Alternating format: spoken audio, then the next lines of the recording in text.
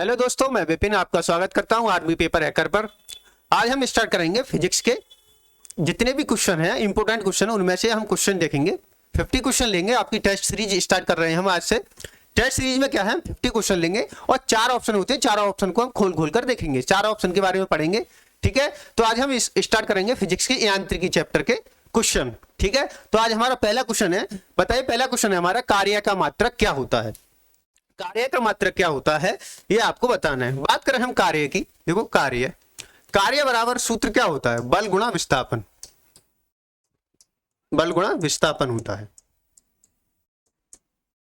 ठीक है, अगर हम इसकी मात्रक निकालें, देखो मात्रक निकालेंगे तो हमें पहले बल का पता होना चाहिए, फिर हम विस्थापन का तो क्या होता है, मीटर ही होता है। देखो अगर बात करें बल का क्या होता है, केजी मीटर प्रति सेकंड स्क्वायर होता है। और विस्थापन का क्या होता है, मीटर होता है। अगर हम इसका मात्रक निकालें तो मात्रक क्या बन गया इसका, केजी मीटर स्क्वायर प्रति सेकंड स्क्वायर, क्या सेकंड स्क्वायर हो गया। ठीक है, अब हम इसकी क्या निकालेंगे, विमा निकालेंगे। विमा क्या हो जाएगी इसकी, देखो केजी को एम से लिखेंगे, मीटर को एल से, यानी एल स्क्वायर हो जाएगा, सेकंड को -2। तो इसका विमा क्या हो गई, एम एल स्क्वायर टी की पावर -2 हो गई। तो अगर बात करें केजी मीटर स्क्वायर प्रति सेकंड स्क्वायर, इसे ही हम क्या कहते हैं, जूल कहते हैं। क्या कहते हैं, जूल कहते हैं। क्या कहते हैं, जूल। तो कार्य का मात्रक क्या हो गया, जूल हो गया। क्या हो गया, जूल हो गया। अगर बात करें न्यूटन, तो न्यूटन किसका है, बल का मात्रक है। ठीक है, वाट की बात करें तो ये किसका है, शक्ति का मात्रक है, विद्युत शक्ति का मात्रक है। बात करें डायन की, तो डायन क्या है, ये भी एक बल का मात्रक है। किसका, बल का मात्रक है, बल का सीजीएस मात्रक। कौन सा, सीजीएस मात्रक। बात करें डायन की, तो ये डायन जो होती है 1 न्यूटन के बराबर,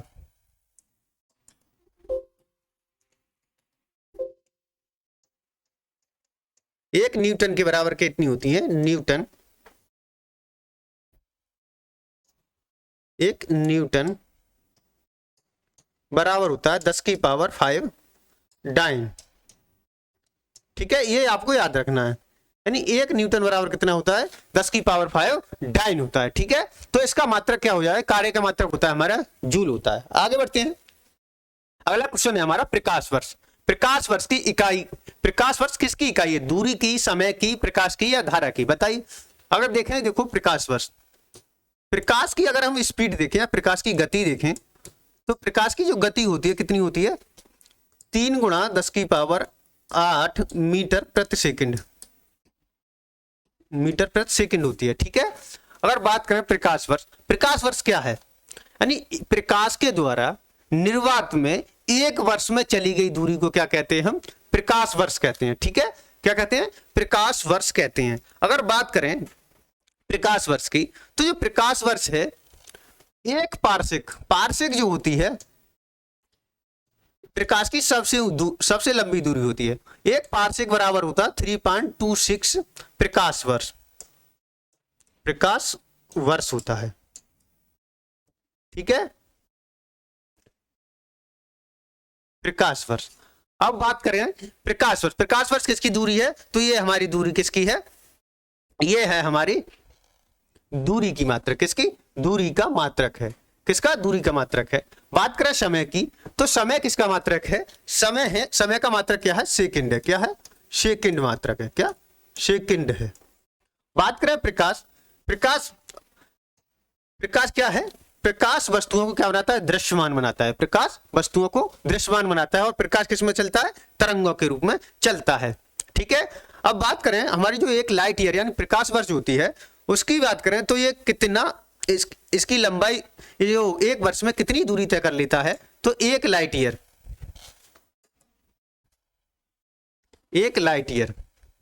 प्रकाश वर्ष को क्या कहते हैं हम, लाइट ईयर कहते हैं। और 1 लाइट ईयर बराबर की जो वैल्यू होती है, वो होती है 9.467 गुणा 10 टू की पावर 15 मीटर। 9.467 गुणा 10 टू की पावर 15 प्लस 15 मीटर, यानी कि 1 वर्ष में प्रकाश वर्ष जो, यानी 1 वर्ष में जो प्रकाश होता है वो कितना चल लेता है, वो चलता है 9.46 गुना 10 टू की पावर 15 मीटर। यानी 1 लाइट ईयर की वैल्यू कितनी होती है, इतनी होती है। बात करें धारा की, तो धारा का मात्रक क्या होता है हमारा, एम्पियर होता है। क्या होता है, एम्पियर होता है।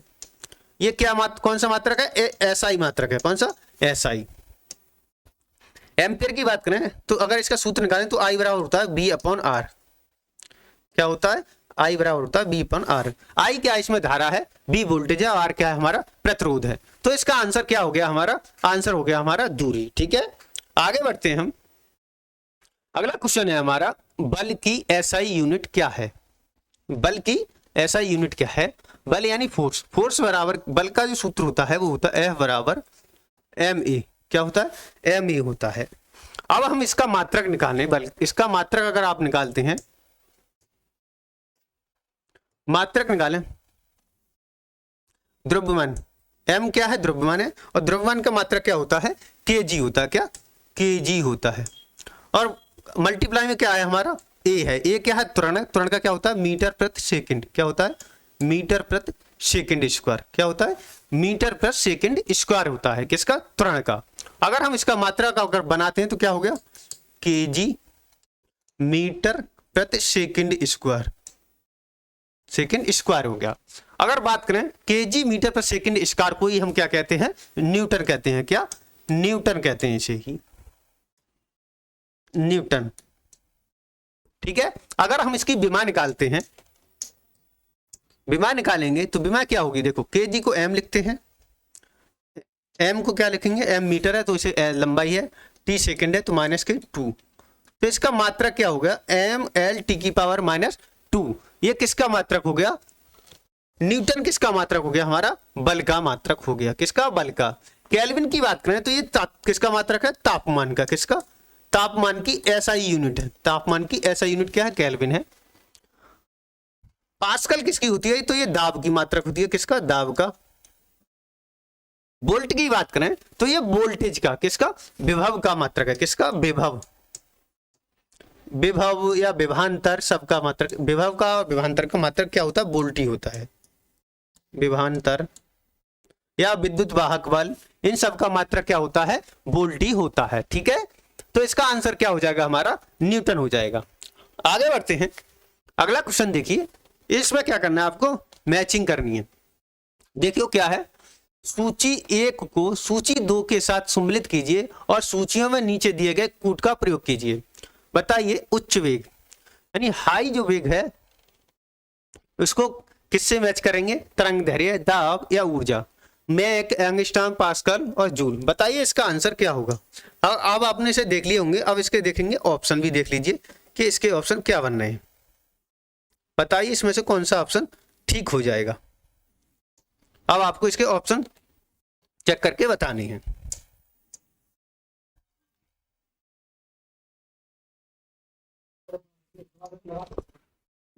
एक बार आपने बड़ा करके पढ़ लिया पूरा, अब इसका आंसर देखिए और उत्तर दीजिए।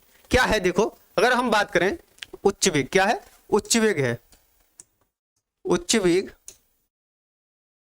दाब, उच्च वेग के बाद क्या, तरंग दैर्घ्य है, तरंग दैर्घ्य, उसके बाद क्या है, दाब है, क्या है, ऊर्जा है। आगे क्या दिया इसने, मैक, मैक, फिर एंगस्ट्रॉम, एंगस्ट्रॉम के बाद क्या है, पास्कल है, फिर क्या दिया है, जूल दिया है। क्या, जूल दिया है। अगर हम इसकी मैचिंग करें तो देखो इसका उत्तर क्या बन सकता है। देखो हाई वेग यानी जितने भी हमारे एयरक्राफ्ट या लड़ाकू विमान बोलते हैं, इंग्लिश में क्या बोलते हैं, एयरक्राफ्ट बोलते हैं, हिंदी में कहते हैं लड़ाकू विमान। जितने भी लड़ाकू विमान है उनकी जो दूरी, स्पीड जो होती है उसमें किस में नापते हैं हम, मैक में नापते हैं। और अगर बात करें जितने भी मिसाइल सिस्टम है हमारे, उनकी भी दूरी किस में मापते हैं हम, मैक में मापते हैं। तो जो उच्च वेग वाली वस्तुओं किस में मापते हैं, मैक में मापते हैं। तरंग दैर्घ्य, तरंग दैर्घ्य का जो मात्रक होता है वो क्या होता है, एंगस्ट्रॉम होता है। क्या, एंगस्ट्रॉम होता है। अगर बात करें एक एंगस्ट्रॉम बराबर होता है 10 की पावर माइनस 10 मीटर। एक एंगस्ट्रॉम बराबर क्या होता है, 10 की पावर माइनस 10 मीटर। बात करें दाब की तो दाब का मात्रक क्या होता है, पास्कल होता है। और ऊर्जा का मात्रक क्या होता है, जूल होता है। क्या, जूल होता है। कार्य का मात्रक भी क्या होता है, जूल होता है। तो अब बात करें इसमें कौन सा ऑप्शन मैच कर रहा है, वही आपका क्या हो जाएगा, आंसर हो जाएगा। तो 1 2 3 4 देखो किस में बनना है, ए का किसमें, एक में, बी का भी 2 में, सी का 3 में और डी का 4 में। इस प्रकार से जो बन रहा होगा वही क्या होगा, इसका आंसर हो जाएगा। ठीक है, आगे बढ़ते हैं। तो आंसर क्या हो जाएगा ये आपने देख लेना। ठीक है, अब मैक की बात करें, मैक क्या है, मैक है यानी उच्च गति। जितने भी एयरक्राफ्ट वगैरह या मिसाइल वगैरह उड़ती हैं उसकी हम दूरी कितनी बनाते हैं, मैक में। ऐसे कि जो हमारी ब्रह्मोस मिसाइल है उसकी स्पीड कितनी है कि वो 5 मैक से भी तेज स्पीड से चलती है। ठीक है, इसमें मैक यानी मैक में क्या है, मैक का मतलब है ध्वनि की गति से, मैक का मतलब होता है ध्वनि की गति। और ध्वनि की गति कितनी होती है, तो ये कितनी होती है, 336 मीटर प्रति सेकंड होती है। 336 मीटर प्रति सेकंड होती है। किसमें होती है, वायु में होती है। अगर आपसे कहे कोई कि 2 मैक यानी इस मिसाइल की स्पीड जो है 2 मैक है, तो 2 मैक का मतलब हो जाएगा 2 की गुणा हम कैसे कर देंगे, 376 से। देखो कहीं कहीं क्या होता है, इस ध्वनि की गति में थोड़ा कुछ जगह जो देखा पॉइंटों में भी दे देता है, कहीं कहीं देखो 336 भी मिल जाता है लिखा हुआ, कहीं कहीं 332 भी, और कहीं कहीं मैंने देखा है 333 भी लिखा हुआ होता है। तो अगर आप स्टैंडर्ड वैल्यू लिखें तो 332 लिख लीजिए, क्योंकि ध्वनि की गति के कहीं कहीं अलग अलग होता है। कि किसके ऊपर होती है, जो ध्वनि की वायु के ऊपर होता है। वायु इसकी गति जो होती है ध्वनि की वो चेंज होती है। ऐसे कहीं वायु गर्म है तो वहां क्या होगी, स्पीड ज्यादा होगी। अगर कहीं सर्दी है, सर्दी में इसकी वायु की स्पीड थोड़ी कम होगी। इसीलिए इसकी वैल्यू 332 लिख लीजिए, मीटर पर सेकंड होती है, मीटर पर सेकंड होती है। ठीक है, और ध्वनि की गति से अगर आपने किसी ने कहा कि 2 मैक की स्पीड है, तो 2 मैक का मतलब क्या है, 2 की गुणा कर देंगे हम इससे, तो उसकी क्या हो जाएगी, स्पीड हो जाएगी। ऐसे ही ब्रह्मोस मिसाइल है, ब्रह्मोस की जो स्पीड है 5 मैक के आसपास है, तो 5 मैक का मतलब ये इसकी 5 से गुणा कर देंगे तो क्या हो जाएगी, इसकी स्पीड हो जाएगी। ठीक है, आगे बढ़ते हैं। अगला क्वेश्चन देखना है और उत्तर दीजिए, फिर आपको हम ऑप्शन दिखाएंगे। पहले क्वेश्चन देख लीजिए। क्वेश्चन है हमारे, सूची को मिलान करना है। दूरी, पदार्थ की मात्रा, विद्युत आवेश की मात्रा, ऊर्जा। सामने है मोल, कूलाम, प्रकाश वर्ष, वाट घंटा। अगर हम इसका मिलान करें, देखो क्या है, दूरी का मात्रक क्या होता है, दूरी किसका मात्रक है। अगर हम देखें मोल नहीं है, कूलाम नहीं है। बात करें प्रकाश वर्ष की, तो दूरी का मात्रक क्या है, प्रकाश वर्ष है। क्या है, प्रकाश वर्ष। अभी हमने देखा एक प्रकाश वर्ष की वैल्यू कितनी होती है, 9.467 गुणा 10⁻15 मीटर होती है एक प्रकाश वर्ष की वैल्यू। पदार्थ की मात्रा जो होती है वो क्या होती है, किस में मापते हैं, मोल में मापते हैं। केमिस्ट्री में आपने देखा होगा, केमिस्ट्री होता है कि इतने मोल, यानी जो मोल किसमें, पदार्थ की मात्रा किसमें मापते हैं, हम मोल में मापते हैं। ये क्या है, ऐसा यूनिट है पदार्थ की मात्रा की। बात करें विद्युत आवेश की, तो विद्युत आवेश का मात्रक क्या होता है, कूलाम होता है। क्या होता है, कूलाम। और ऊर्जा का क्या होता है, वाट घंटा, वाट घंटा होता है। विद्युत ऊर्जा को ही हम किस में मापते हैं, वाट घंटा मापते हैं। अगर बात करें 1 वाट घंटा, 1 किलो वाट घंटा, 1 किलो वाट घंटा बराबर क्या होता है, 1 यूनिट होता है जो बिजली घर में खपत होती है। आपने देखा होगा अपने गांव में, घर में पूछा घरेलू उपकरणों में जो यूज होती है कि आज हमने इस महीने हमने 100 यूनिट बिजली खत्म कर दी या 200 खत्म कर दी। यूनिट क्या होता है, 1 किलो वाट होता है। कितना, 1 किलो वाट बराबर क्या होता है, 1 यूनिट होता है। या 1 किलो वाट को हम ऐसे भी लिख सकते हैं, 1000 वाट घंटा।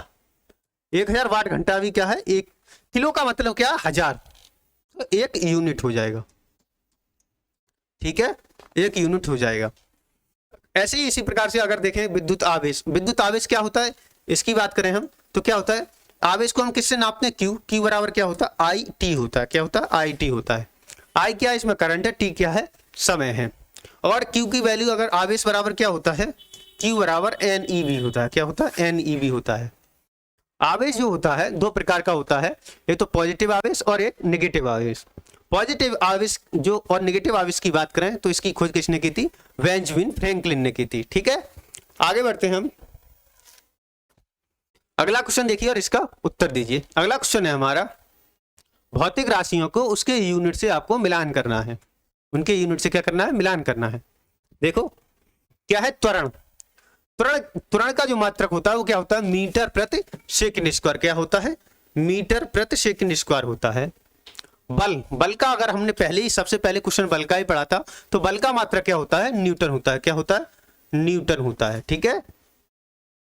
कृत कार्य, कार्य क्या होता है, कार्य का मात्रक क्या होता है, जूल होता है। क्या, जूल होता है। आवेग, आवेग का क्या होता है, न्यूटन सेकंड होता है। क्या, न्यूटन सेकंड होता है,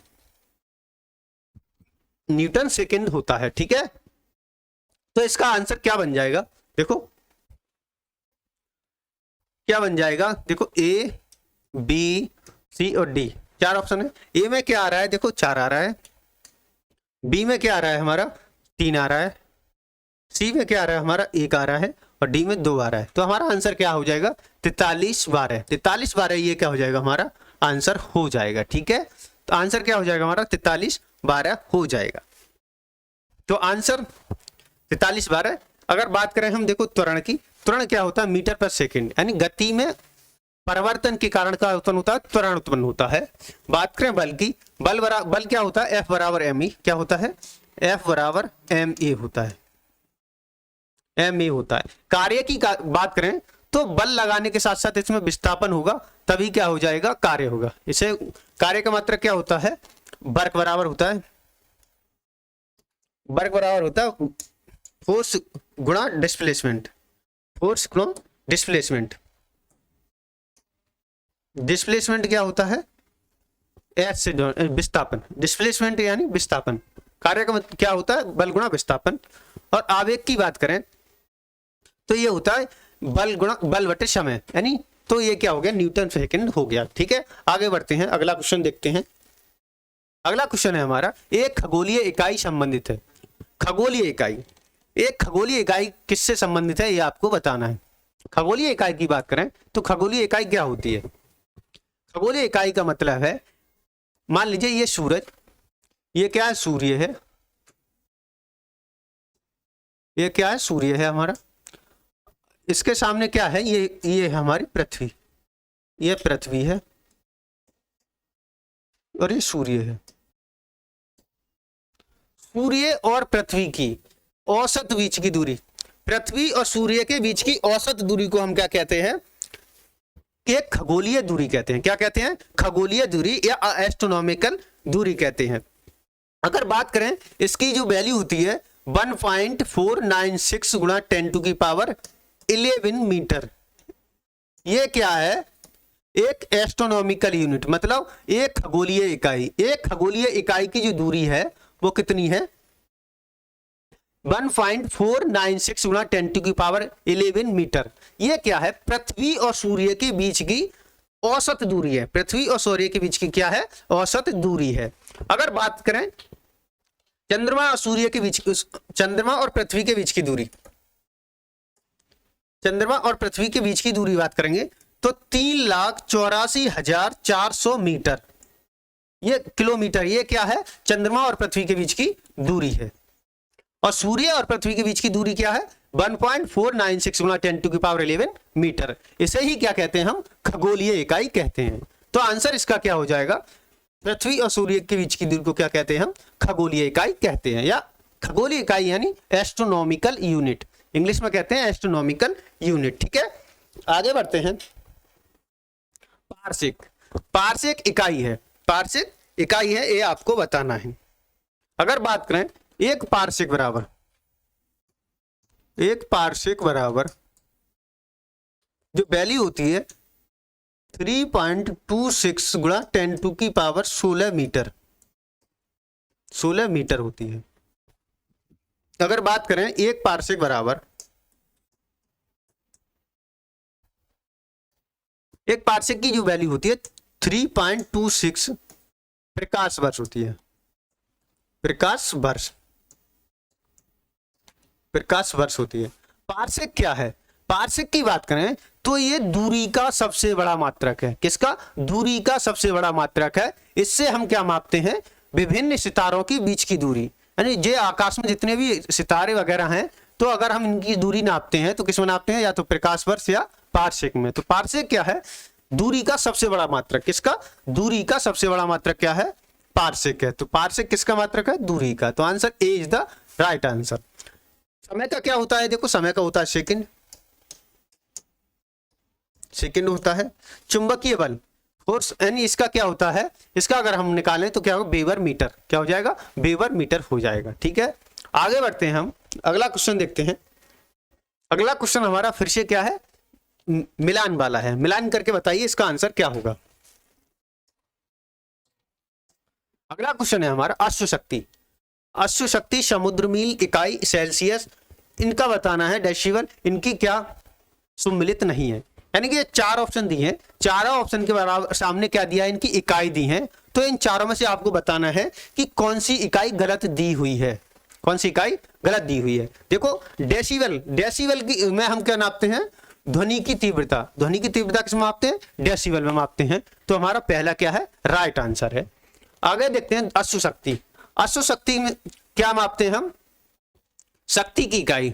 ऐसे देखा होगा, आपने देखा होगा आपके पास मोटर लगी जो होती है घर में, घरेलू मोटर, वो कैसे पूछता है कि कितने एचपी की है, कि 1 एचपी की है या 4 एचपी या 5 एचपी। उसी प्रकार से मोटर की अश्व शक्ति वगैरह निकालने के लिए हम क्या करते हैं?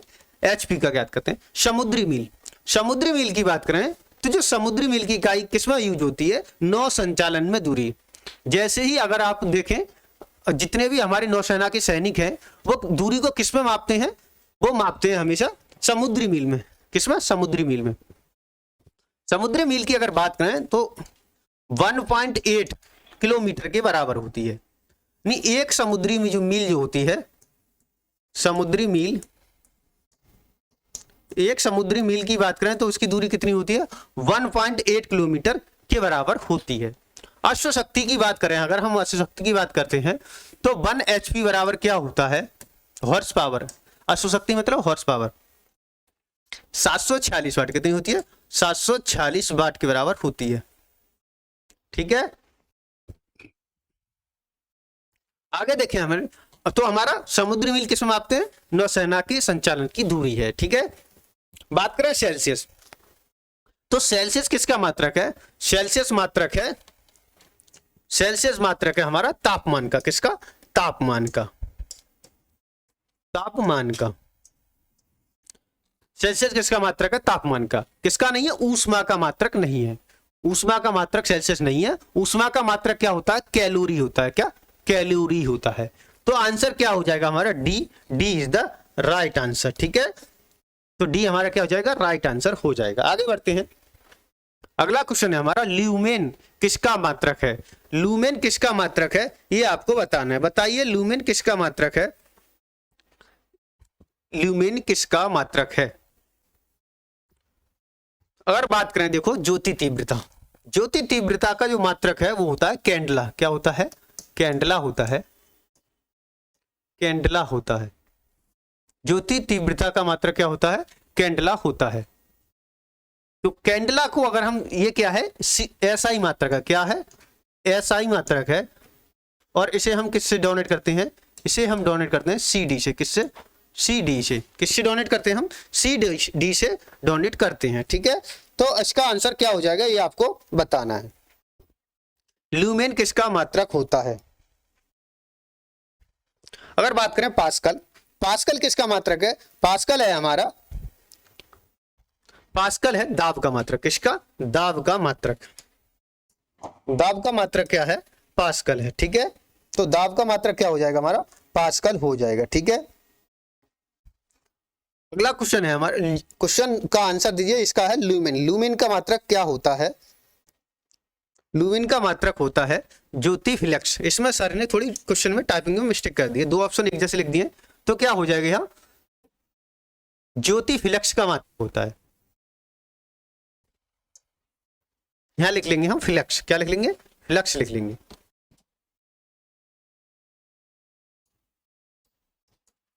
लूमेन किसका मात्रक होता है? फ्लक्स का मात्रक होता है। तो आंसर हमारा क्या हो जाएगा? A is the right answer. A is the क्या हो जाएगा? राइट आंसर हो जाएगा। ठीक है, अगर आपसे पूछता है ज्योति तीव्रता, तो ज्योति तीव्रता का मात्रक क्या होता है? हमारा कैंडला होता है। और ज्योति फ्लक्स का मात्रक क्या होता है? ल्यूमेन होता है। ठीक है, अब आगे बढ़ते हैं, अगला क्वेश्चन देखिए, भौतिक राशि ज्योति, ज्योति या ल्यूमिन, इसे क्या बोलते हैं? ज्योति का मात्रक बताइए। सीमेंस, बात करें देखो सीमेन की, सीमेंस क्या है? ये चालकता का मात्रक, किसका? चालकता का मात्रक है। इसकी बात करें तो ये किसका मात्रक है? चालकता का। चालकता, चालकता को हम किससे डिनोट करते हैं? जी से। किससे? कैपिटल जी से। ये कैपिटल जी जो होती है वो प्रतिरोध का व्युत्क्रमानुपाती होता है। प्रतिरोध का क्या होता है? व्युत्क्रमानुपाती होता है। क्या अगर आपसे पूछे जो चालकता होती है वो प्रतिरोध का क्या होती है? विपरीत होती है। टेस्ला की बात करें तो ये किसका है? फ्लक्स इंटेंसिटी या चुंबकीय बल तीव्रता। चुंबकीय बल तीव्रता, चुंबकीय बल तीव्रता का मात्रक क्या होता है? टेस्ला होता है। अगर बात करें वेबर की तो वेबर किसका मात्रक होता है? चुंबकीय फ्लक्स का। किसका? चुंबकीय फ्लक्स का मात्रक होता है। चुंबकीय फ्लक्स का मात्रक होता है। फ्लक्स, अगर इसका हम कुछ वो देखें फॉर्मूला तो फाई बराबर होता है, फ्लक्स को किससे डोनेट करते हैं? फाई से। फाई बराबर होता है VA। इसमें V क्या है? चुंबकीय बल की तीव्रता, और ए क्या है? एरिया या क्षेत्रफल। ठीक है, तो इसका आंसर क्या हो जाएगा? ज्योति किसका मात्रक है? लक्स का। लक्स का, ज्योति किसका मात्रक? ज्योति का मात्रक क्या है? लक्स है। इसे ऐसे लिखते हैं LUX। किससे लिखते हैं? LUX। ठीक है, तो आंसर क्या हो जाएगा हमारा? लक्स हो जाएगा। आगे बढ़ते हैं। अगला क्वेश्चन देखिए, पास्कल। पास्कल इकाई है। पास्कल किसकी इकाई है? ये आपको बताना है। अगर बात करें एक बार बराबर होता है 10⁵ पास्कल।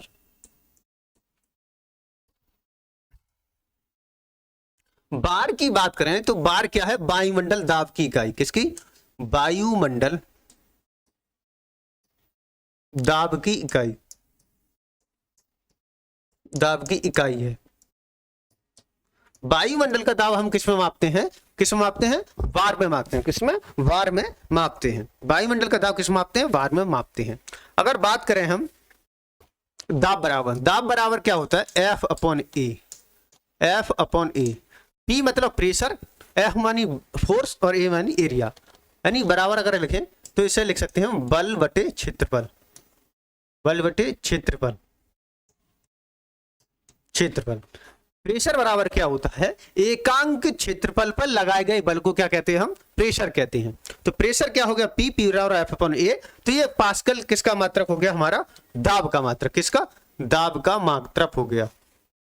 अगर बात करें तापमान की, तापमान का जो SI मात्रक होता है वो होता है हमारा केल्विन। क्या होता है? केल्विन होता है। केल्विन क्या होता है? SI मात्रक होता है केल्विन। केल्विन क्या है? ताप का SI मात्रक है। अगर बात करें आर्द्रता की तो आर्द्रता को हम मापते हैं किससे? हाइग्रोमीटर से। हाइग्रोमीटर से हम आर्द्रता को मापते हैं। आगे बढ़ते हैं। अगला क्वेश्चन देखिए, कैंडला। कैंडला मात्रक है। इसे मैं पहले ही जस्ट पिछले क्वेश्चन में आपको बताया है। कैंडला किसका मात्रक होता है? तो ये होता है, देखो इसमें भी सर ने मिस्टेक कर दी है, कम दो ऑप्शन एक जैसे कर दिए हैं। यहां लिख लेंगे हम ज्योति तीव्रता। क्या लिख लेंगे? ज्योति तीव्रता।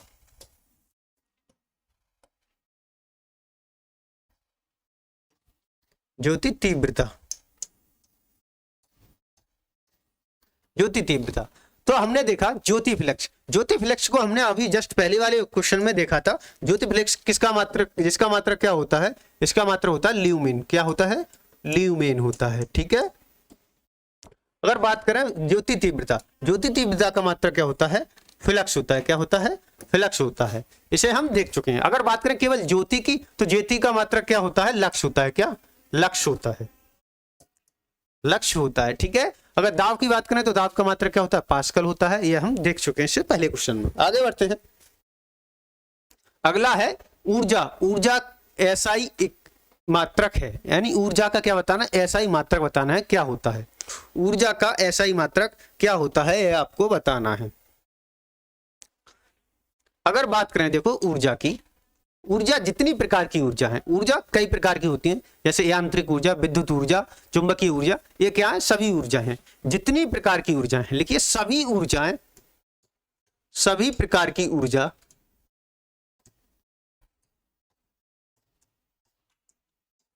सभी प्रकार की ऊर्जा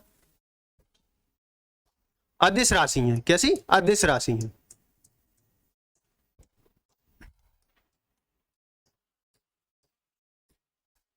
जितनी भी हमारी ऊर्जा है वो क्या है, सभी अदिश राशि है। ऊर्जा सभी अदिश राशि होती है, क्योंकि इसमें क्या नहीं होता, परिमाण होता है, दिशा का ज्ञान नहीं होता।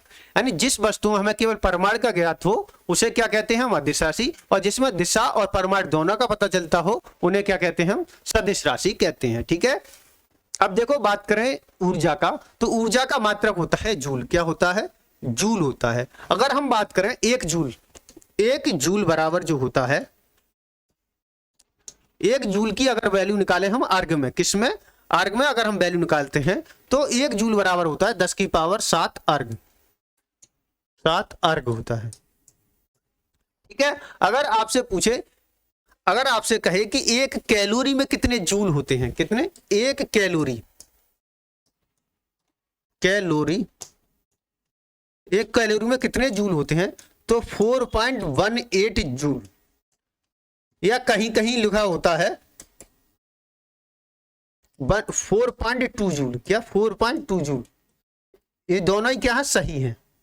जो भी दिया हो उसे ले लेते हैं। अगर राउंड फिगर में लेते हैं तो 4.2 ले लेते हैं, या तो 4.18 ले लेते हैं। ठीक है। तो आंसर इसका क्या हो जाएगा, जूल हो जाएगा।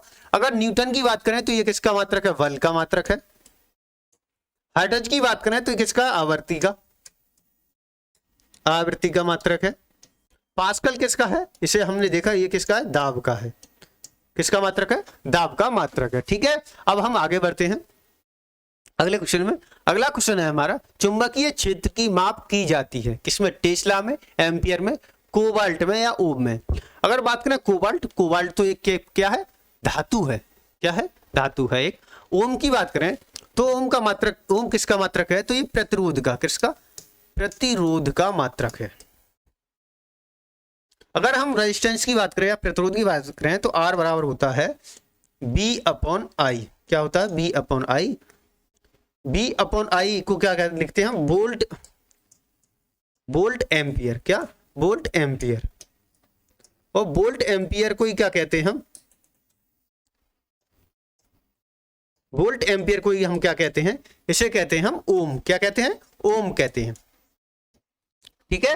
अगर बात करें एम्पियर, तो एम्पियर किसका मात्रक होता है, ये धारा का, किसका, धारा का मात्रक होता है, विद्युत धारा का, विद्युत धारा का।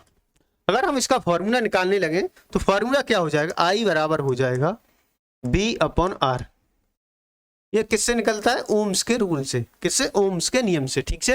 अगर बात करें चुंबकीय क्षेत्र, तो चुंबकीय क्षेत्र का मात्रक क्या होता है, टेस्ला होता है। क्या होता है, टेस्ला होता है। अगर टेस्ला की बात करें तो टेस्ला आया कैसे, तो टेस्ला की बात करें तो B बराबर होता है, चुंबकीय क्षेत्र को क्या कहते हैं, B बराबर होता है φ/a। फाई क्या है, फ्लक्स है, फ्लक्स को हम कहते हैं वेबर। क्या कहते हैं, वेबर। और अगर इसका क्या होगा, मीटर स्क्वायर, या तो आप वेबर प्रति मीटर स्क्वायर लिख दो, या फिर लिख दो टेस्ला। बात एक ही है। चुंबकीय क्षेत्र की जो माप होती है वो क्या होती है, या तो लिख दो टेस्ला या वेबर प्रति मीटर स्क्वायर। ठीक है। आगे बढ़ते हैं। हर्ट्ज क्या मापने की यूनिट है, बताइए। हर्ट्ज को हम किस में मापते हैं, बताइए। हर्ट्ज से हम क्या मापते हैं, तरंग दैर्घ्य, तरंग की स्पष्टता, या तरंग की तीव्रता, या तरंगों की आवृत्ति, ये आपको बताना है। अगर बात करें तरंग दैर्घ्य किस में नापते हैं हम, एंगस्ट्रॉम में। किसमें, एंगस्ट्रॉम में। अभी हमने देखा एक एंगस्ट्रॉम बराबर की वैल्यू कितनी होती है, तो 10 की पावर -10 मीटर के बराबर होती है। ठीक है। अगर बात करें तरंगों की तीव्रता, किसकी, तरंगों की तीव्रता, तो इसे हम मापते हैं वाट प्रति मीटर स्क्वायर। किसमें, वाट प्रति मीटर स्क्वायर, मीटर स्क्वायर में। बात करें हर्ट्ज, तो हर्ट्ज में क्या मापते हैं हम? तरंगों की तीव्रता। क्या मापते हैं? तरंगों की तीव्रता। और हर्ट्ज यानी आवृत्ति को हम कैसे डोनेट करते हैं? एफ से। अगर एफ बराबर निकालें तो 1/t होता है। टी क्या होता है? आवर्तकाल। यानी एफ फ्रीक्वेंसी और टी क्या है? आवर्तकाल। फ्रीक्वेंसी जो होती है या आवृत्ति जो होती है आवर्तकाल की क्या होती है? विपरीत होती है। ठीक है, अगर आवर्तकाल बढ़ गया तो फ्रीक्वेंसी कम हो जाएगी और फ्रीक्वेंसी बढ़ गई तो आवर्तकाल कम हो जाएगा। आगे बढ़ते हैं। अगला क्वेश्चन है हमारा विद्युत की इकाई है। विद्युत की क्या इकाई है ये आपको बताना है। अगर बात करें देखो कूलाम। कूलाम हमने देखा, कूलाम किसका मात्रक होता है? आवेश का। किसका? आवेश का। आवेश का मात्रक होता है। आवेश को अगर हम क्वेश्चन निकालें तो क्या होता है? Q बराबर IT होता है। क्या होता है? Q बराबर IT। या हम इसे एक ऑप्शन ऐसे भी लिखते हैं, Q बराबर NE भी लिख सकते हैं। ठीक है, अगर बात करें वोल्ट की तो ये वोल्ट किस किस का मात्रक होता है? विभव का, विभवांतर का, विद्युत वाहक बल, विभव, विभवांतर या विद्युत वाहक बल से हम EMF भी लिख देते हैं, विद्युत वाहक बल को, इलेक्ट्रोमैग्नेटिक फोर्स। ठीक है, तो EMF का भी क्या होता है? वोल्ट होता है। विभवांतर और विभव का भी क्या होता है? वोल्ट होता है। बात करें ओम की तो ओम को हमने बताया अभी किसका मात्रक होता है? प्रतिरोध का। किसका? प्रतिरोध का मात्रक होता है। प्रतिरोध का मात्रक होता है। बात करें विद्युत धारा या विद्युत की मात्रा तो इसका मात्रक किसका होता है? एम्पियर। क्या होता है? एम्पियर। एम्पियर को हमने अभी बताया क्या होता है? I बराबर होता है B/R। B/R ये किससे निकालते हैं हम? ओम्स के नियम से निकालते हैं। तो इसका आंसर क्या हो जाएगा? एम्पियर। विद्युत मात्रा की इकाई क्या होती है? एम्पियर होती है। ठीक है, आगे बढ़ते हैं। आगे हम अगला क्वेश्चन है हमारा ध्वनि की तीव्रता मापने की इकाई है। ध्वनि को हम किस में मापते हैं ये आपको बताना है। देखो क्या कैंडेला, एम्पियर, समुद्री मील या डेसिबल। बात करें कैंडेला की तो हमने अभी देखा किसका मात्रक है ये? ज्योति तीव्रता का। किसका? ज्योति तीव्रता का मात्रक है। ज्योति तीव्रता का। ठीक है, अगर बात करें एम्पियर की तो एम्पियर अभी हमने जस्ट बताया किसका होता है? विद्युत धारा का। किसका? विद्युत धारा का। विद्युत धारा। समुद्री मील की बात करें तो समुद्री मील को किसमें नापते हैं? Nautical mile. किसमें? कितनी नॉटिकल माइल है? समुद्री मील यानी कि नॉटिकल माइल। अगर हम बात करें एक नॉटिकल माइल में कितने किलोमीटर होते हैं? एक नॉटिकल माइल बराबर कितने? 1.8 किलोमीटर होते हैं। कितने? 1.8 किलोमीटर।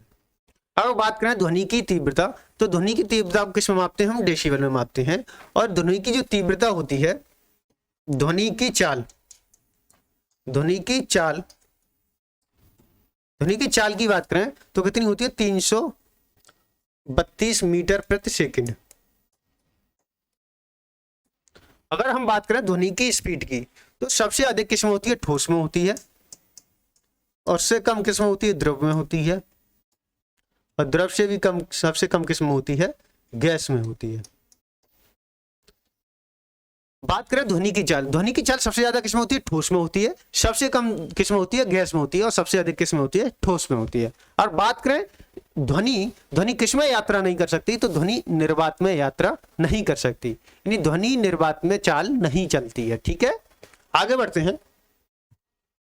अगला क्वेश्चन है हमारा एम्पियर क्या मापने की इकाई है? यानी एम्पियर का बताइए किसका यूनिट है ये आपको बताना है।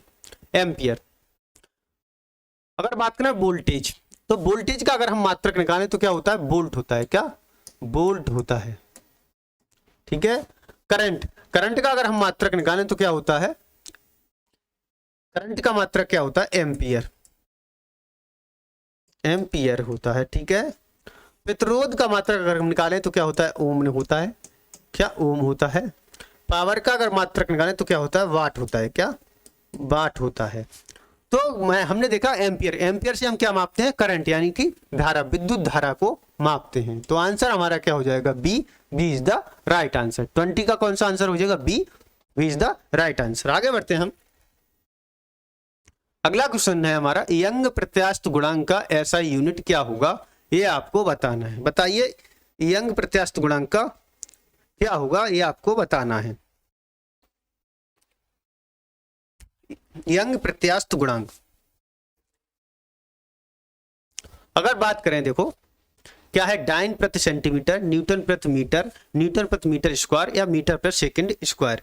मीटर प्रति सेकंड स्क्वायर की बात करें तो किसका होता है, त्वरण का मात्रक होता है। किसका, त्वरण का मात्रक होता है। ठीक है, अगर इसे देखते हैं हम, क्या है हमारा अगला क्वेश्चन, यंग प्रत्यास्थ गुणांक किसका यूनिट होता है।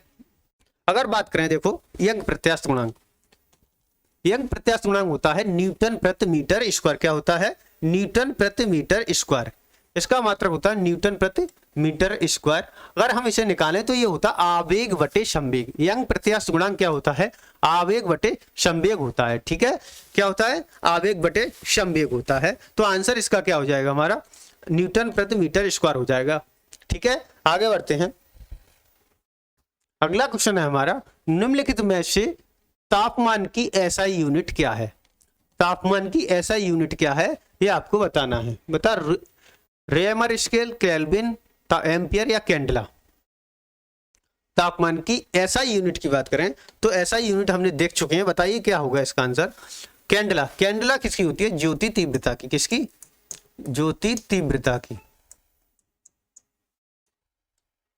एम्पियर किसकी होती है, विद्युत धारा की। विद्युत धारा की। रेमर स्केल में क्या होता है, देखो इस रेमर एक क्या है, यह भी तापमान मापने की एक इकाई होती है। इसमें क्या होता है, बर्फ, बर्फ कब बनता है, पानी तो 0 डिग्री रेमर पे बनता है। अगर आपसे पूछे उबलता कब है तो उबलता, अगर उबलता है तो इसकी स्केल कितनी होनी चाहिए, 80 डिग्री, 80 डिग्री रेमर होना चाहिए। 80 डिग्री रेमर होना चाहिए स्केल की वैल्यू। तब क्या होगा, पानी, ऐसे आपने देखा होगा 100 डिग्री सेंटीग्रेड पर पानी, सेंटीग्रेड में बात करते हैं या सेल्सियस में तो 100 डिग्री चाहिए। अगर रेमर में देखें तो रेमर में कितने, 80 डिग्री पर क्या होता है, पानी उबल जाता है। कैंडला ज्योति तीव्रता की मात्रा है, विद्युत धारा की एम्पियर। अगर बात करें ऐसा यूनिट तापमान की क्या होती है, केल्विन होती है। देखो रेमर स्केल की बात करें तो ये तापमान मापने की एक स्केल है। क्या है, स्केल है। और केल्विन क्या है, इकाई है। ठीक है, आगे बढ़ते हैं। अगला क्वेश्चन है हमारा, किसी पदार्थ की प्रतिरोधकता किस इकाई में मापी जा सकती है, ये आपको बताना है। प्रतिरोधकता, प्रतिरोधकता बराबर सूत्र होता है रो, रो बराबर होता है RA/L। ठीक है, R क्या है, इसमें प्रतिरोध है, A क्या है, त्वरण है, और A क्या है, एरिया है, और L क्या है, लंबाई है। अगर हम इसका मात्रक निकालें तो देखो क्या होगा, प्रतिरोध का मात्रक हमने देखा क्या होता है, ओम होता है। एरिया का मात्रक क्या होता है, मीटर स्क्वायर। क्या होता है, मीटर स्क्वायर होता है। और L क्या है, लंबाई, लंबाई का मात्रक क्या होता है, मीटर होता है। और 1 मीटर से हम 1 स्क्वायर काट देंगे तो क्या बचा, ओम मीटर बचा। किस, क्या बचा, ओम मीटर। तो प्रतिरोधकता का मात्रक क्या हो गया, ओम मीटर हो गया। अगर मीटर तो दिया नहीं है इसमें, सेंटीमीटर दिया है, तो इसे क्या कर देंगे, ओम सेंटीमीटर कर देंगे। क्या, तो आंसर हमारा क्या हो जाएगा, ओम सेंटीमीटर। ओम सेंटीमीटर होता है। ठीक है, अगर हम इसे लिखें तो प्रतिरोधकता जो होती है, प्रतिरोधकता पदार्थ की प्रकृति पर निर्भर करती है। पदार्थ की प्रकृति पर निर्भर करती है, प्रकृति पर निर्भर करती है, निर्भर करती है। पदार्थ की प्रतिरोधकता किस पर निर्भर करती है, प्रकृति पर निर्भर करती है। ठीक है, आगे बढ़ते हैं। अगला क्वेश्चन है हमारा, संवेग। संवेग का एसआई मात्रक क्या होगा, ये आपको बताना है। संवेग का एसआई मात्रक क्या होगा, ये आपको बताना है। बताइए संवेग का एसआई मात्रक क्या होगा, कमेंट कीजिए इसकी। अगर हम इसे देखें, देखो एम्पियर, एम्पियर किसका मात्रक होता है, तो एम्पियर का मात्रक होता है हमारा किसका, धारा का, विद्युत धारा का मात्रक होता है। जूल किसका मात्रक होता है, तो हमने देखा किसका, कार्य का मात्रक होता है। उसी प्रकार से अगर हम देखें संवेग, संवेग क्या होता है, द्रव्यमान गुणा द्रव्यमान गुणा वेग। संवेग की बात करें तो क्या होता है, द्रव्यमान गुणा वेग होता है। क्या होता है, द्रव्यमान गुणा वेग होता है। ठीक है, अगर हम इसका मात्रक निकालें तो द्रव्यमान किस में लिखते हैं, केजी में लिखते हैं, और जो हमारा वेग होता है उसे किस में लिखते हैं, मीटर प्रति सेकंड में। किसमें, मीटर प्रति सेकंड में। तो हमारा मात्रक क्या हो गया, केजी मीटर प्रति सेकंड हो गया। मात्रक क्या हो गया हमारा, केजी मीटर प्रति सेकंड हो गया। अगर हम इसकी विमा लिखें तो विमा क्या होगी, केजी को क्या लिखते हैं, एम एल और टी की पावर -1। यह क्या होगा, आवेग और संवेग दोनों की विमा क्या होती है, सेम होती है। आवेग और संवेग की विमा दोनों सेम होती हैं, तो इसकी विमा क्या हो जाएगी, एम एल टी की पावर -1। मात्रक क्या हो गया, केजी मीटर प्रति सेकंड हो गया। तो आंसर क्या हो जाएगा हमारा, आंसर हो जाएगा B. B is the right answer, B is the right answer हो जाएगा। ठीक है, आगे बढ़ते हैं हम। अगला क्वेश्चन देखते हैं, निम्नलिखित में से कौन सी सदिश राशि नहीं है। इसमें से कौन सी सदिश राशि नहीं है, ये आपको बताना है। सदिश राशि क्या होती है, देखो लिखते हैं। सदिश राशि में क्या होता है, सदिश राशि में होना चाहिए परिमाण, परिमाण प्लस दिशा। इसमें परिमाण भी दिया गया हो और दिशा भी दिया गया हो। जैसे आपसे कहे कि इसका वेग 25 मीटर प्रति सेकंड पश्चिम दिशा की ओर है, तो क्या हो गया, दिशा भी दे रहा है, तो क्या हो जाएगा, ये सदिश राशि हो जाएगी। ऐसे ही आपको देखें अदिश राशि। अदिश राशि जो होती है उसमें क्या दिया होता है, केवल परिमाण दिया होता है। केवल क्या दिया होता है, परिमाण दिया होता है। अगर इसमें हम अंतर निकालें तो कैसे, अगर आपसे कोई व्यक्ति कह रहा है कि यहां से दिल्ली 50 किलोमीटर पूरब की ओर है, यानी इसमें परिमाण भी बताया 50 किलोमीटर और कितने दिशा भी बताई, क्या यानी पूरब की ओर है। तो इसका मतलब क्या हुआ, इसने दिशा और परिमाण दोनों है, तो क्या होगी, सदिश राशि होगी। अगर आपसे कोई भी ऐसे ही कह दे कि दिल्ली यहां से 50 किलोमीटर है, तो इसमें क्या है, केवल परिमाण है, दिशा नहीं है, तो क्या हो जाएगा, ये अदिश राशि हो जाएगी। उसी प्रकार से देखो संवेग, संवेग है, वेग है और कोणीय वेग है। इनमें क्या दिया होती है, दिशा दी होती है, दिशा का पता चलता है, और हमें द्रव्यमान में क्या, दिशा का पता नहीं चलता है। द्रव्यमान क्या है, ऐसे मान लीजिए द्रव्यमान का मतलब आपसे कहते हैं 50 केजी, 50 केजी क्या है, चीनी है, तो 50 केजी चीनी में कहीं दिशा का बात हुई, नहीं हुई, तो ये क्या हो गई, अदिश राशि हो गई। ये क्या है, अदिश राशि है, अदिश राशि है। ये क्या है, अदिश राशि है। ठीक है, आगे बढ़ते हैं, आगे बढ़ो। अदिश राशि क्या है, अब आपको बताना है अदिश राशि इनमें से कौन सी है, ऊर्जा, बल आघूर्ण या संवेग। बताइए इसमें से अदिश राशि कौन सी है, ये आपको बताना है। देखो बात करें संवेग की, तो संवेग क्या होता है, वेग, द्रव्यमान गुणा वेग होता है। क्या होता है, ये द्रव्यमान गुणा वेग होता है। ये होता है द्रव्यमान गुणा वेग होता है, द्रव्यमान गुणा वेग। और वेग क्या होता है, सदिश राशि होती है, तो संवेग भी क्या होगी, सदिश राशि होगी। लेकिन अब बात करें बलागुण की, बलागुण यानी टॉर्क, इसे न्यूटन मीटर में, इसका मात्रक क्या होता है, न्यूटन मीटर, न्यूटन मीटर होता है इसका मात्रक। अब बात करें अदिश राशि की, तो मैंने आपको बताया कि जितने प्रकार की सारी ऊर्जा होती हैं, सारी ऊर्जा जो होती है वो किस प्रकार की होती है, सारी अदिश राशि होती है। कैसी ऊर्जाएं सभी प्रकार क्या होती हैं, अदिश राशि होती हैं। तो आंसर ए क्या हो जाएगा, A is the right answer हो जाएगा। ठीक है, अब हम बढ़ते हैं अगले क्वेश्चन पर। निम्नलिखित में से कौन सी एक सदिश राशि है, अब इसमें से बताइए सदिश राशि कौन सी है। देखो कार्य, कार्य की बात करें हम तो W बराबर क्या होता है, Fs होता है। क्या होता है, Fs होता है। ऊर्जा की बात करें तो ऊर्जा क्या है, सारी की सारी अदिश राशियां हैं। ऊर्जा हमने बताया क्या है, अदिश राशियां हैं, अदिश राशि। दाब की बात करें तो P बराबर क्या होता है, F/A। क्या बराबर होता है, P/F/A। तो दाब भी क्या है, एक अदिश राशि है। इसमें दाब क्या, ऐसे मान ली सिलेंडर है, सिलेंडर में क्या होता है, गैस भरी होती है और उसके गैस की जो जो प्रेशर होता है वो उस सिलेंडर के चारों तरफ लग रहा होता है, तो मतलब इसमें कोई भी दिशा नहीं होती है, तो ये क्या होता है, अदिश राशि हो जाती है। अगर बात करें संवेग की, संवेग का हमने अभी फॉर्मूला बताया, क्या होता है, m गुणा v। m क्या है, द्रव्यमान, v क्या है, वेग। द्रव्यमान गुणा वेग क्या होता है, संवेग होता है, और वेग क्या है, हमारी सदिश राशि है, तो संवेग भी क्या हो जाएगा, हमारा सदिश राशि हो जाएगी। ठीक है, आगे बढ़ते हैं हम। अगला क्वेश्चन है हमारे, निम्नलिखित में से कौन सी राशि सदिश नहीं है। अब इसमें से आपको बताना है सदिश राशि कौन सी नहीं है, ये आपको बताना है। बताइए इसका आंसर क्या होगा। देखो विस्थापन, विस्थापन क्या है, एक दूरी है। विस्थापन क्या है, दूरी। विस्थापन यानी किसी चाल द्वारा चली गई निम्नतम दूरी को क्या कहते हैं, विस्थापन कहते हैं। विस्थापन क्या है, दूरी, और दूरी का मात्रा क्या होता है, मीटर होता है। इसका मात्रा क्या होता है, मीटर। बात करें वेग की, तो वेग ये भी क्या सदिश राशि है, इसे हम मीटर पर सेकंड में मापते हैं। किसमें, मीटर प्रति सेकंड में मापते हैं। ये क्या है, सदिश है, ये भी सदिश है, और विस्थापन भी क्या है, सदिश है।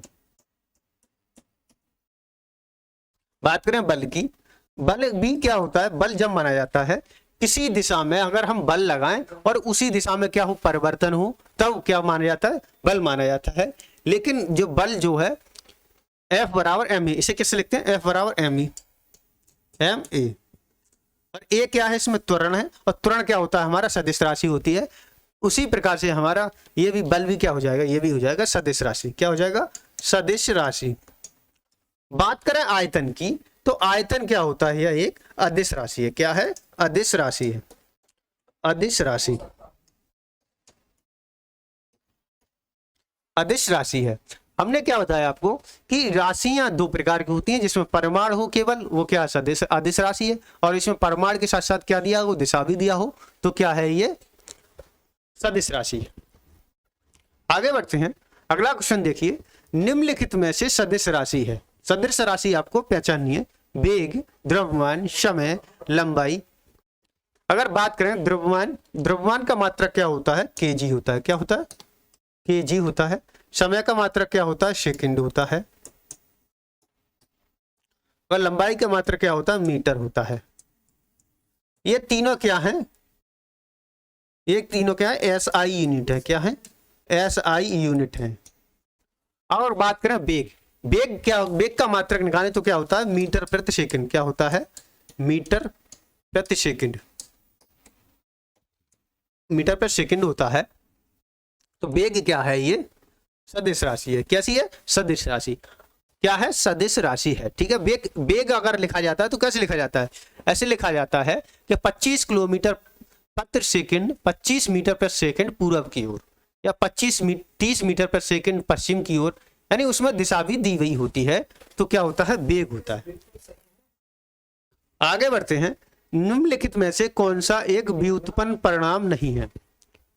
आपको इसमें बताना है कि व्युत्पन्न मात्रक कौन से हैं, व्युत्पन्न मात्रक नहीं है, यह आपको बताना है। बताओ, द्रव्यमान, घनत्व, द्रव्यमान, आयतन या चाल।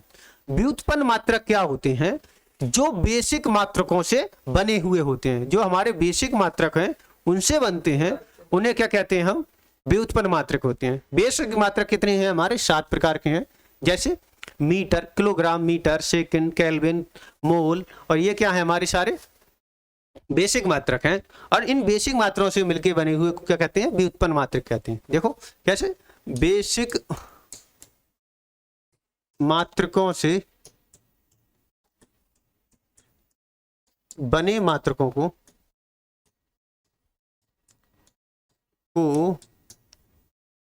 व्युत्पन्न मात्रक कहते हैं,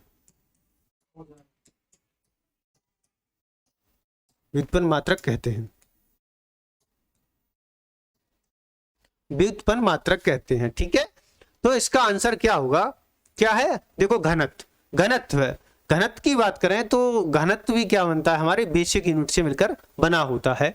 ऐसी चाल, देखो चाल क्या होता है, मीटर पर सेकंड होता है, तो मीटर भी और सेकंड भी है, इसमें दो बेसिक का यूज हो रहा है, तो क्या हो जाएगा, अगर देखो चाल की बात करें तो क्या होता है, मीटर प्रति सेकंड होता है। आयतन की बात करें तो मीटर क्यूब होता है, द्रव्यमान की बात करें तो क्या होता है, केवल केजी होता है। और घनत्व का तो अलग अलग होता है, जिस प्रकार जिसका घनत्व क्या होता है, एकांक क्षेत्रफल के द्रव्यमान का मान, ये क्या होता है, घनत्व होता है। अब घनत्व भी क्या है, ये भी क्या है, ऐसे मान लीजिए अगर उसने पूछ लिया कि घनत्व कितना है तो मीटर क्यूब में निकलता है, यानी एकांक मीटर क्यूब में क्या निकलता है, घनत्व निकलता है। तो अगर आपसे पूछे कि व्युत्पन्न मात्रक नहीं है तो देखो केवल एक ही यूनिट का प्रयोग हुआ है, किसमें, द्रव्यमान। और द्रव्यमान क्या है हमारा, बेसिक यूनिट है। द्रव्यमान क्या है हमारा, बेसिक यूनिट है। तो आंसर क्या हो जाएगा, बी। और बेसिक का इसका मात्रक क्या होता है, ग्राम होता है, किलोग्राम जी। आगे बढ़ते हैं। त्वरण ज्ञात करने का सही सूत्र कौन सा है, ये आपको बताना है। ये क्या है, गति की समीकरण है। और गति की कितनी समीकरण होती है, 3 समीकरण होती हैं। गति की कितनी समीकरण होती हैं, 3 समीकरण होती हैं। और तीनों समीकरण को क्या करना है, आपको बताना है कि गति की तीनों समीकरण कौन कौन सी है। पहली देखें, पहली समीकरण होती है हमारी b बराबर u प्लस ए टी।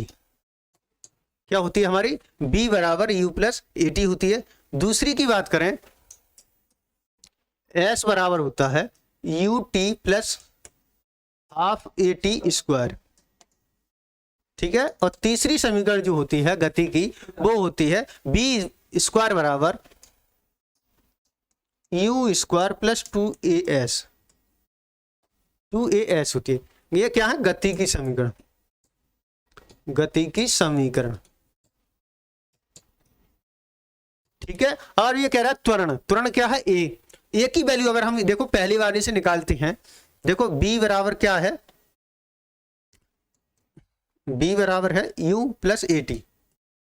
अगर हम इसे देखो a बराबर निकालेंगे तो ये क्या हो जाएगा, b माइनस की तरफ से u चली जाएगा, उधर u अपन में क्या जाएगा t। तो a बराबर क्या जाएगा, b minus you upon T.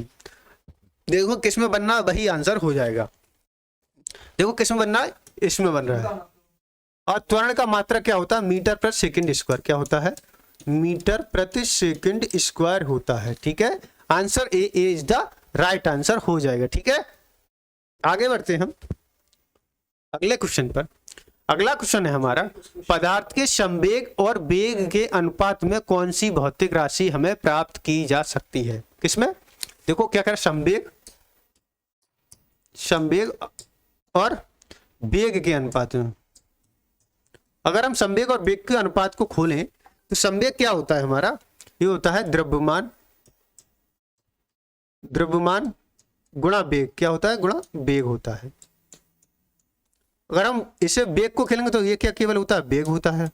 अगर हम इसमें देखें, इसमें क्या होगा, देखो वेग से हम वेग को काट देंगे, वेग को वेग से काट देंगे तो क्या बचा हमारा, खाली द्रव्यमान बचा। क्या, द्रव्यमान बचा। और द्रव्यमान को किस में मापते हैं हम, केजी में। किस में, केजी में।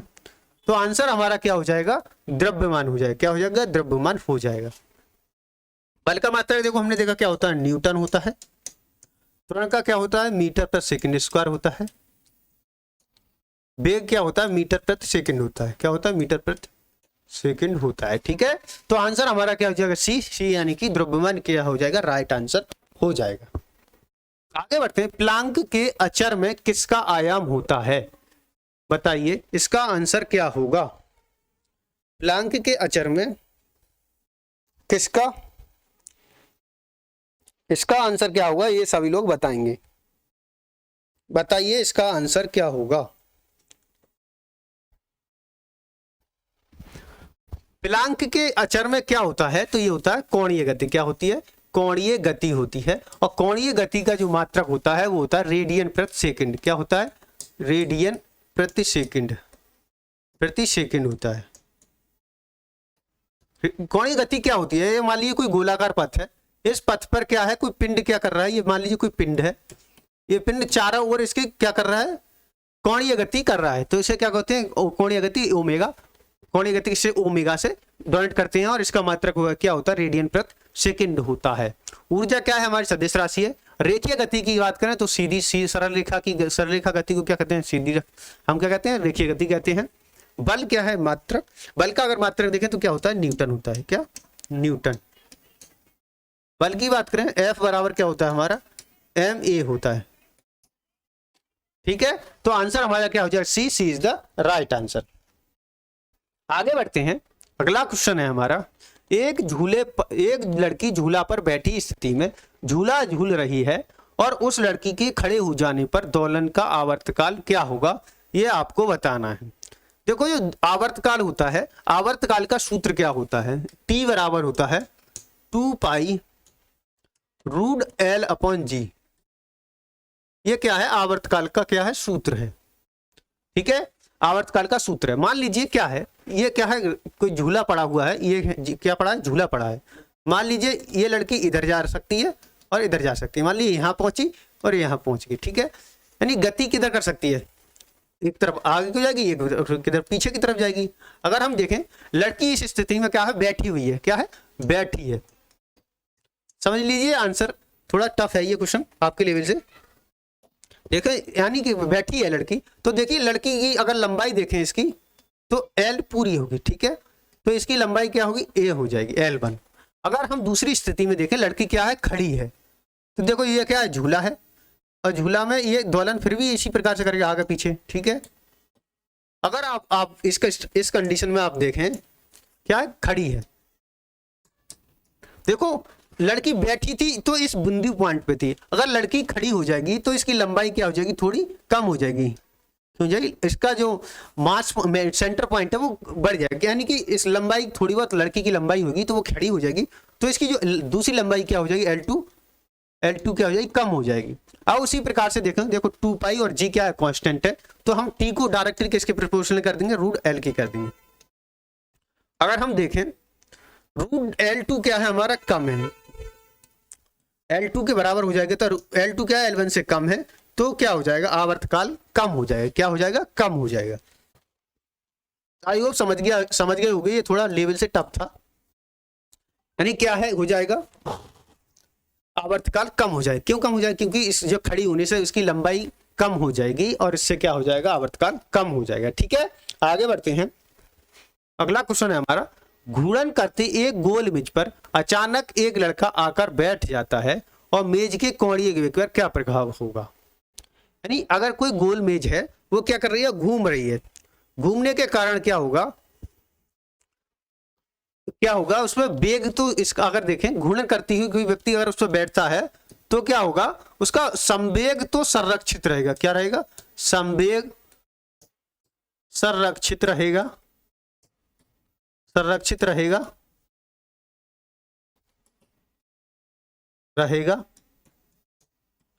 पर कोणीय वेग कम हो जाएगा,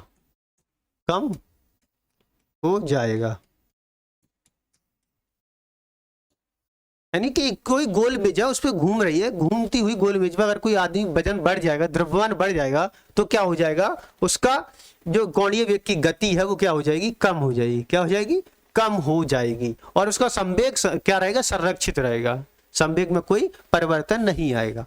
अब आगे बढ़ते हैं।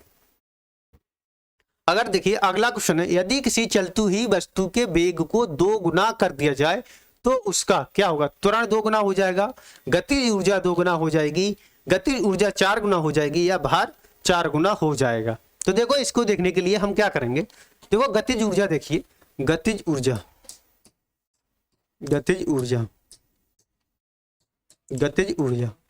क्या होती है हमारी, हाफ mv² होती है। क्या होती है, हाफ mv² होती है। ठीक है, मान लीजिए पहले हमारी जो काइनेटिक एनर्जी थी वो क्या थी, हाफ mv² थी। ठीक है, अब उसने क्या किया, वेग को 2 गुना कर दिया। कितना कर दिया, देखो 2 गुना कर दिया वेग को। अगर वेग b वेग है तो वेग को हम 2 गुना कर दें। देखो काइनेटिक एनर्जी 2 दूसरे में लगाएं तो 1/2 गुणा m, और b की जगह क्या रख दें हम, 2b कर दें, और इसका कर दें स्क्वायर, तो क्या हो जाएगा 1/2 m 4v² हो जाएगा। 2 से 2 काट दोगे तो क्या आ जाएगा, 2mv²। तो देखो हाफ mv² से 2mv² कितने गुना है, तो 4 गुना है। तो क्या होगा, गतिज ऊर्जा 4 गुना बढ़ जाएगी। गतिज ऊर्जा क्या हो जाएगी, अगर हम किसी पिंड की गतिज ऊर्जा को, वेग को क्या कर दें, 2 गुना कर दें, तो उसकी गतिज ऊर्जा क्या हो जाएगी, 4 गुना हो जाएगी। देखो 2mv², हाफ mv² कितना है, 4 गुना है, तो गतिज ऊर्जा कितनी हो जाएगी, 4 गुनी हो जाएगी। ठीक है, आगे बढ़ते हैं। अगला क्वेश्चन है हमारा, किस पिंड के द्रव्यमान तथा भार में अंतर होता है क्योंकि? क्योंकि अगर मान लीजिए कोई द्रव्यमान है और क्या है भार, भार क्या होता है, भार हमेशा किसके ऊपर डिपेंड करता है, उसके गुरुत्वाकर्षण बल पर, यानी गुरुत्वाकर्षण बल कितना लग रहा है उसके अनुसार क्या होता है, उसका भार बदल जाता है। जैसे आपने देखा होगा पृथ्वी पर अगर कोई व्यक्ति 60 किलो का है, अगर उसे चंद्रमा पर ले जाके रख दे तो वो कुल 10 किलो का रह जाएगा। भाई भार कितना रह जाएगा, 10 किलो रह जाएगा। क्यों? क्योंकि वहां का द्रव्यमान पृथ्वी के द्रव्यमान के 1/6 गुना है। उसी प्रकार से क्या हुआ, ऐसे अगर मान लीजिए द्रव्यमान, द्रव्यमान क्या होता है, चेंज नहीं होता है, केवल भार में क्या हो जाता है, परिवर्तन हो जाता है। किसके अनुसार? गुरुत्वीय त्वरण के अनुसार। तो अगर हम देखें तो देखो आंसर हमारा हो जाएगा बी, राइट। बी क्यों हो जाएगा कि हमारा जो द्रव्यमान है, ऐसे मान लीजिए तुम ही हो, मान लीजिए अपने आप को देखिए, आप मान लीजिए 50 किलो के हो, 60 किलो के, मान लीजिए 60 किलो के हो, अगर आप पृथ्वी पर नापते हैं तो क्या हो जाएगी, 60 किलो के हो जाओगे। और जैसे ही आपको उठा के चंद्रमा पे ले जाए गए तो चंद्रमा का जो गुरुत्वीय त्वरण है पृथ्वी के गुरुत्वीय त्वरण का 1/6 गुना है। तो जब 1/6 गुना है तो भार वहां जाके आपका 1/6 गुना रह जाएगा, मतलब आप 10 किलो के ही रह जाओगे। तो आंसर किसके, जो भार जो किसके अनुसार बदलता है, गुरुत्वीय त्वरण जी के अनुसार बदलता है। ठीक है, तो आंसर हमारा क्या हो जाए, एम जी। एम द्रव्यमान, जी भार को अगर निकालते हैं तो किससे निकालते हैं, एम जी से निकालते हैं। एम क्या है द्रव्यमान, जी क्या है गुरुत्वीय त्वरण है, और जी का मान क्या होता है, जगह जगह पर परिवर्तित होता रहता है। तो उसी प्रकार से आपका भार भी क्या होगा, परिवर्तित होता रहेगा, लेकिन जो द्रव्यमान है वो सेम रहेगा, द्रव्यमान नहीं बदलेगा। ठीक है, आगे बढ़ते हैं। अगला क्वेश्चन है, किसी भी स्थिर या गतिशील वस्तु की गति, स्थिति तथा दिशा में जब तक कोई परिवर्तन नहीं होता तब तक उस पर कोई बाहरी बल सक्रिय ना हो, यह कथन किसका है? अगर बात करें हम न्यूटन के गति के नियम, न्यूटन ने 3 नियम दिए हैं। पहला नियम है, जब कोई वस्तु पर, प्रथम नियम की बात करें तो प्रथम नियम यह है, अगर कोई वस्तु विरामावस्था में है और उस पर अगर कोई जब तक बाह्य बल नहीं लगाया जाएगा तब तक उसमें गति नहीं आएगी। मतलब इसे कहते हैं जड़त्व का नियम, प्रथम नियम, न्यूटन का प्रथम नियम, न्यूटन का प्रथम नियम।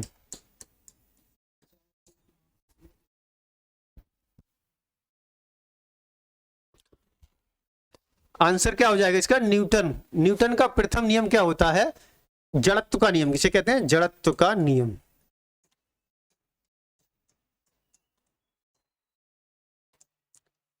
क्या होता है, न्यूटन का प्रथम नियम क्या होता है, जड़त्व का नियम होता है। जड़त्व का नियम, अगर बात करें जड़त्व का नियम क्या होता है, जड़त्व का मतलब ये होता है कि अगर कोई वस्तु खड़ी है तो खड़ी रहेगी, अगर चल रही है तो चली रहेगी। अगर मान लो कोई वस्तु चल रही है, जब तक तुम उसमें अचानक ब्रेक नहीं लगाओगे तब तक वो वस्तु नहीं रुकेगी, और जब कोई वस्तु रुकी हुई है उसमें जब तक बल नहीं लगाओगे तो वो आगे चलेगी नहीं। तो ये किसका नियम है, न्यूटन का फर्स्ट लॉ है। न्यूटन का फर्स्ट लॉ को क्या कहते हैं, हम जड़त्व का नियम कहते हैं। तो जब कोई वस्तु स्थिर या गतिशील वस्तु स्थिति में है और जब तक कोई दिशा के द्वारा कोई परिवर्तन नहीं होता तब तो उसमें कोई बदलाव नहीं होगा। तो इसका आंसर क्या हो जाएगा, आंसर होगा ए इज द राइट आंसर हो जाएगा। ठीक है, आगे बढ़ते हैं। अगला क्वेश्चन है, किसी असंतुलित बल द्वारा किसी पिंड में उत्पन्न त्वरण, त्वरण की बात करें, F बराबर, त्वरण क्या होता है, देखो F बराबर क्या होता है, ma होता है। क्या होता है, ma होता है। तो बात करें बल जो डायरेक्टली प्रोपोर्शनल होता है,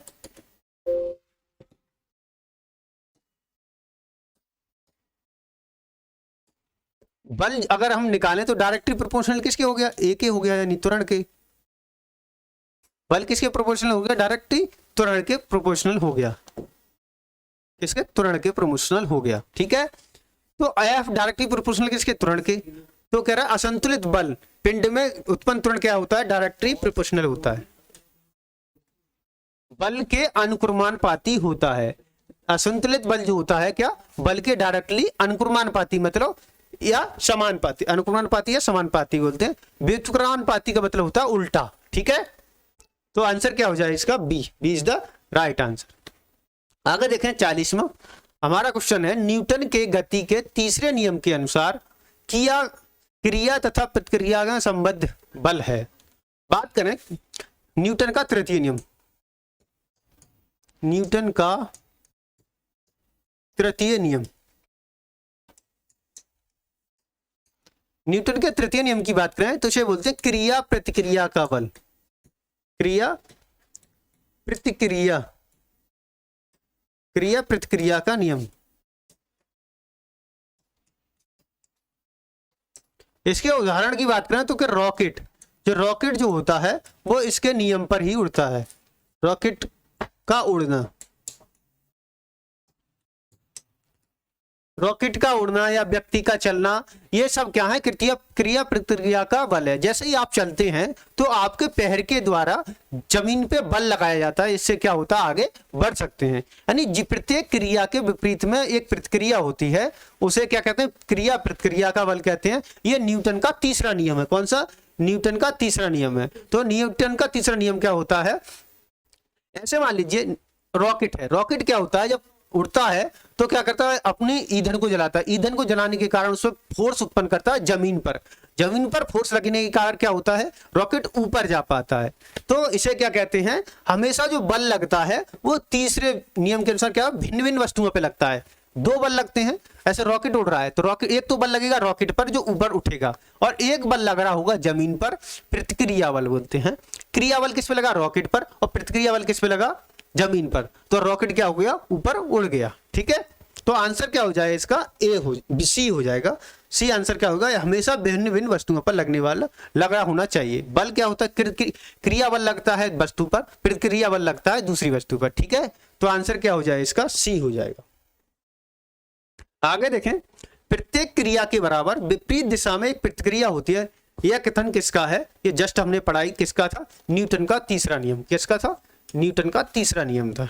ठीक है, आगे बढ़ते हैं। जल में तैरना न्यूटन की गति के किस नियम के कारण होता है? हमने क्या बताया आपको कि प्रत्येक क्रिया के विपरीत क्या होती है? प्रतिक्रिया होती है। यानी जैसे ही आप पानी को धकेलते हैं तैरने के लिए उसमें पीछे की ओर को, तो पानी धकेलने के साथ साथ पानी आपको आगे धकेल देता है। यानी जैसे ही हाथ से आपने पानी पीछे को धकेला और पानी ने आपको आगे धकेल दिया, मतलब आपने क्रिया बल लगाया पानी पर और पानी ने प्रतिक्रिया किस पे दे दी? आपके शरीर पर। और पानी के इसके कारण क्या हुआ? आपका शरीर आगे बढ़ गया। तो ये सिद्धांत किसका है? किस नियम पर काम करता है? तो न्यूटन के तृतीय नियम पर। किस पे? न्यूटन के तृतीय नियम, यानी कि क्रिया प्रतिक्रिया का नियम। क्रिया प्रतिक्रिया का नियम, प्रतिक्रिया का नियम। अगर आपसे पूछे कि हम तैर किस सिद्धांत के कारण कर पाते हैं, तो हम पानी में हम तैर पाते हैं आर्किमिडीज के सिद्धांत के कारण। किसके? आर्किमिडीज के सिद्धांत के कारण हम पानी में तैर पाते हैं। ठीक है, आगे बढ़ते हैं। अगला क्वेश्चन है हमारा, कोई पिंड जब तक विरामावस्था में ही बना रहेगा जब तक कोई बाह्य बल नहीं लगता। यह कथन किसका है? न्यूटन का, आइंस्टीन का, आर्किमिडीज का या गैलीलियो का? गैलीलियो की बात करें तो इनने किसकी खोज की थी? दूरबीन की। दूरबीन की खोज किसने की थी? गैलीलियो ने की थी। आर्किमिडीज ने क्या दिया था? तैरने के सिद्धांत। तैरने का सिद्धांत किसने दिया था? आर्किमिडीज ने दिया था। आइंस्टीन ने हमें क्या दिया था? एक सूत्र आता है E बराबर mc स्क्वायर। mc स्क्वायर यानी किसी पिंड में जो ऊर्जा होती है उसके द्रव्यमान तथा प्रकाश की गति के स्क्वायर के बराबर होती है। अगर बात करें विरामावस्था, ये जो नियम है वो न्यूटन का प्रथम नियम। कौन सा? न्यूटन का प्रथम नियम बोलते हैं इसे, और इसे ही क्या बोलते हैं? जड़त्व का नियम। क्या? जड़त्व का नियम। यानी कि अगर कोई वस्तु विरामावस्था में है तो वो विरामावस्था में ही रहेगी जब तक कोई उस पर बाह्य बल नहीं लगाया जाए। यह किसका नियम था? न्यूटन का पहला नियम था। और दूसरा जो नियम था न्यूटन का वो था बल का। यानी किसी एकांक पिंड पर लगाए F बराबर क्या होता है? ma होता है। जो दूसरा नियम है न्यूटन का वो किसका? बल का नियम है। यानी एकांक द्रव्यमान पर उत्पन्न त्वरण को ही क्या कहते हैं? बल कहते हैं। और तीसरा नियम क्या है? क्रिया प्रतिक्रिया का नियम। क्या है? क्रिया प्रतिक्रिया का नियम है। आगे बढ़ते हैं। अगला क्वेश्चन है, बल की परिभाषा आती है न्यूटन के किस नियम से? मैंने जस्ट अभी बताया किससे आती है? न्यूटन के दूसरे नियम से। किससे? दूसरे नियम से। बल की परिभाषा क्या है? F बराबर ma है। यानी एकांक द्रव्यमान की वस्तु पर अगर त्वरण उत्पन्न कर दिया जाए तो वो क्या होता है, बल होता है। ये कौन सा नियम है, न्यूटन का दूसरा नियम है। कौन सा, न्यूटन का दूसरा नियम। न्यूटन के दो नियम है, पहला जड़त्व का नियम, दूसरा बल का नियम, तीसरा क्या है, क्रिया प्रतिक्रिया का नियम। ठीक है, न्यूटन के कितने नियम है, 3 नियम है। आगे बढ़ते हैं। किसी पिंड के उस गुणधर्म को क्या कहते हैं जिससे वह सीधी रेखा में ब्राह्म या एक समान गति से स्थिति में किसी भी परिवर्तन का विरोध करती है, उसे क्या कहते हैं। ऐसे समझिए, जड़त्व। जड़त्व क्या होता है, जड़त्व होता है जिसे आपने क्रिया की और उस क्रिया का क्या करे, विरोध करे, तो उसे कहते हैं जड़त्व। जैसे मान लीजिए आप अचानक आप जा रहे हैं किसी बस में बैठकर, ठीक है, बस में आप बैठे हुए हैं और अचानक क्या हुआ, बस के आगे कोई जानवर आ गया और ड्राइवर ने क्या लगा दिया, अचानक ब्रेक लगा दिए। ब्रेक लगाने के कारण क्या हुआ, आप अचानक आगे की ओर झुक जाते हैं। क्यों झुक जाते हैं, क्योंकि आपका जड़त्व होता है, यानी जड़त्व के कारण आप आगे की ओर झुक जाते हैं, क्योंकि आप उस बस के साथ ही क्या कर रहे हैं, तो गति करते हैं, और गति करते समय अचानक ब्रेक लगाने से क्या होता है, आपका शरीर जड़त्व में आ जाता है और आगे की ओर झुक जाते हैं। ठीक है, तो जड़त्व का नियम के कारण ही क्या होता है, कोई वस्तु क्या होती है अचानक, उस समय हमारे किसी पिंड के उस गुणधर्म को क्या कहते हैं जिससे सीधी रेखा में या ब्राह्म अवस्था में या एक समान गति स्थिति में कोई भी परिवर्तन का विरोध करती है। यानी अचानक परिवर्तन करोगे, ऐसे मैंने आपको बताया कि बस में बैठे हैं और अचानक आपने क्या कर दिए, परिवर्तन किया, मतलब ब्रेक लगा दिए चलती गाड़ी में अचानक, तो क्या हुआ, शरीर आपका आगे झुक गया। किसके कारण, तो ये जड़त्व के कारण झुकता है। किसके, जड़त्व के कारण। ठीक है, तो आंसर इसका क्या हो जाएगा, बी हो जाएगा। आगे बढ़ते हैं, 46वां क्वेश्चन है हमारा। न्यूटन के पहले नियम को भी कहते हैं। न्यूटन का पहला नियम क्या होता है कि अगर आप ब्राह्मावस्था में हैं या आप गति कर रहे हैं, जब तक आप कोई एक्स्ट्रा बल नहीं लगाएंगे तब तक उस स्थिति में क्या परिवर्तन नहीं होगा। यह क्या है, न्यूटन का प्रथम नियम है। और न्यूटन का प्रथम नियम क्या कहता है, जड़त्व का, यानी कि अगर जब तक आप एक्स्ट्रा बल नहीं लगाएंगे तब तक आप उस स्थिति को चेंज नहीं कर सकते। तो ये किसका नियम है, प्रथम नियम को क्या कहते हैं, जड़त्व का नियम कहते हैं। देखो देखें न्यूटन के नियम, न्यूटन के नियम की बात करें, जो फर्स्ट लॉ है, फर्स्ट लॉ, न्यूटन का फर्स्ट लॉ है, उसे बोलते हैं हम जड़त्व का नियम। क्या, जड़त्व का नियम। बात करें सेकेंड लॉ की, सेकेंड लॉ को क्या कहते हैं हम, इसे कहते हैं हम बल का नियम। किसका, बल का नियम। थर्ड लॉ की बात करें, थर्ड लॉ जो होता है वो होता है क्रिया प्रतिक्रिया का नियम। क्या, क्रिया प्रतिक्रिया का नियम।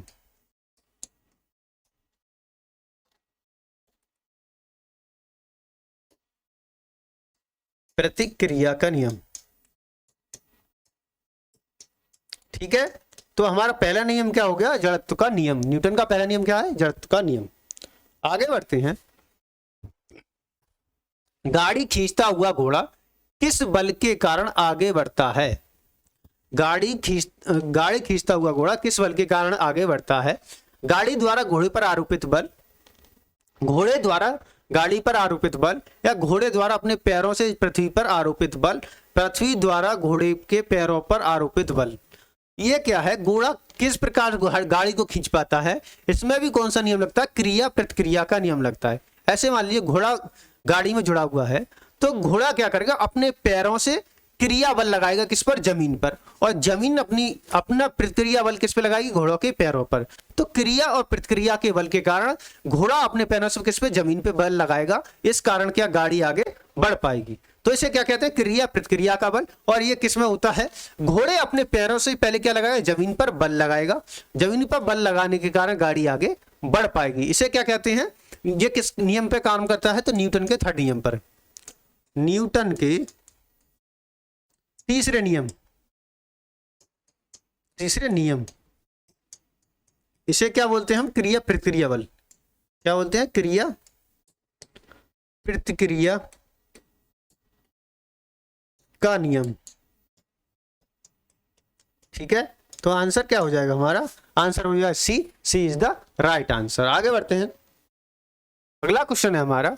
चलती हुई बस जब अचानक ब्रेक लगती है तो उसमें बैठे हुए यात्री आगे की ओर गिर जाते हैं, यह किसके द्वारा समझाया जा सकता है। ये जस्ट मैंने अभी समझाया आपको, जड़त्व के कारण। किसके? जड़त्व के कारण। यानी अगर मान लीजिए कोई व्यक्ति बस में बैठा हुआ है, वो क्या कर रहा है, बस के साथ अपनी गति कर रहा है, और उस गति में अगर आप परिवर्तन करना चाहते हैं, या तो अगर आपने क्या किया, अचानक ब्रेक लगा दी, अचानक ब्रेक लगाने से क्या किया, आपके शरीर ने उसका विरोध किया, विरोध करने के कारण क्या हुआ, आपका शरीर भी जस्ट आगे की ओर झुक गया। वो क्या होता है, जड़त्व का नियम होता है। और जड़त्व का नियम कौन सा है? न्यूटन का पहला नियम है। इसे क्या कहते हैं? जड़त्व का नियम। जड़त्व का नियम, जड़त्व का नियम। तो आंसर बी इज द हमारा क्या हो जाएगा, राइट आंसर हो जाएगा। दूसरे की बात करें, न्यूटन का दूसरा नियम क्या होता है? बल का नियम। तीसरा होता है प्रक्रिया प्रतिक्रिया का नियम होता है। ठीक है, आगे बढ़ते हैं। अगला है हमारा रॉकेट का सिद्धांत किस पर कार्य करता है। ये अभी मैं आपको उदाहरण देके समझा चुका हूं। जैसे मान लीजिए ये क्या हमारा रॉकेट है, ये क्या है, रॉकेट है। और ये क्या करेगा, जब ये बर्न करेगा,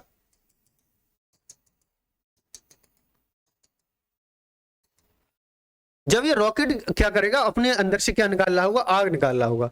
तो इसके द्वारा, रॉकेट के द्वारा क्या होगा, जमीन पर क्रिया बल लगाया जाएगा। क्या क्रिया बल लगाया जाएगा, क्रिया बल लगाया जाएगा। तो जो पृथ्वी जो है वो क्या करेगी, इस पर प्रतिक्रिया बल लगाएगी। क्या?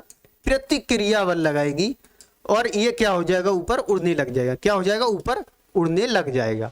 यानी कि रॉकेट में जब ईंधन जला, वो ईंधन से जो गैस निकली, वो किस पर फोर्स डाल रही, जमीन पर। और जमीन पर कौन सा बल लगाया उन्होंने, क्रिया बल लगाया।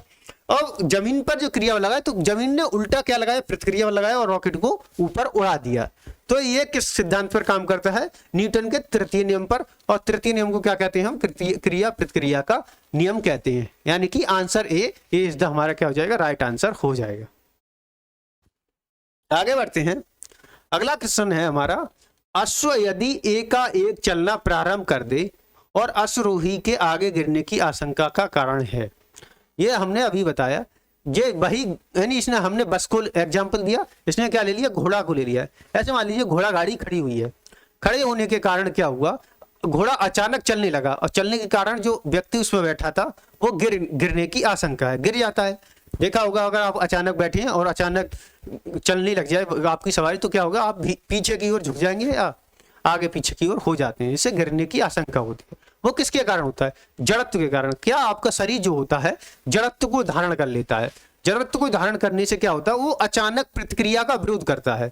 अचानक प्रतिक्रिया, यानी कि घोड़ा क्या हुआ, अचानक चलने लगा, घोड़ा अचानक चला, तो इसी प्रकार हमारे शरीर ने क्या किया, उसका विरोध किया। और विरोध करने के कारण क्या होता है, आदमी गिरने की आशंका हो जाती है। तो ये किसका हो गया, विश्राम जड़त्व, किसका, जड़त्व का नियम। और ये किस नियम पे आधारित है, ये है न्यूटन के फर्स्ट लॉ के कारण, न्यूटन के प्रथम नियम, न्यूटन के प्रथम नियम। ठीक है, तो आंसर हमारा क्या हो जाएगा, सी इज द राइट आंसर। आगे बढ़ते हैं। अगला क्वेश्चन है हमारा, क्रिकेट का खिलाड़ी तेजी से आती हुई बॉल को क्यों अपने हाथ को पीछे की ओर खींचता है। यानी अगर आपने क्रिकेट को खिलाड़ियों को देखा होगा, तो बॉल कैसे पकड़ते हैं, बॉल पकड़ के हाथ को पीछे की ओर ले जाते हैं। क्यों ले जाते हैं, क्यों बताइए। बॉल विश्राम की स्थिति में आ जाती है, बॉल तुरंत स्थिति में रह जाती है। हो सकता है कि उसका कम बल लगने की आवश्यकता हो सकता है कि उस पर अधिक बल लगाने की आवश्यकता हो।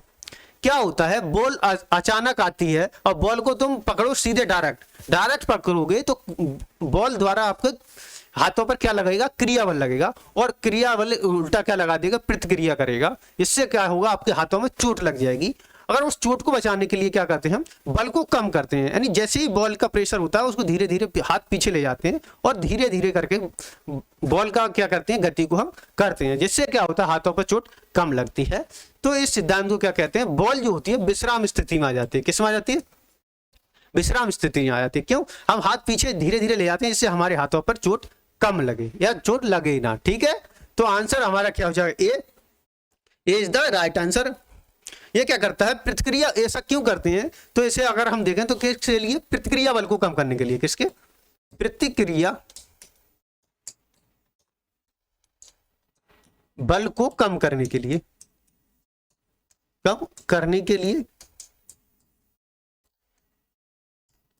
जिससे हाथों में चोट ना लगे, जिससे क्या हो, हाथों में चोट ना लगे।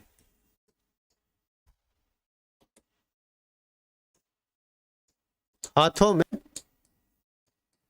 चोट ना लगे, चोट ना लगे। तो आंसर क्या हो जाएगा हमारा ए। तो आज के लिए हमारे क्वेश्चन थे इतने ही। अब हम अगली क्लास में आपको मिलेंगे, जब तक के लिए रखते हैं हम यहीं तक। जय हिंद, जय भारत।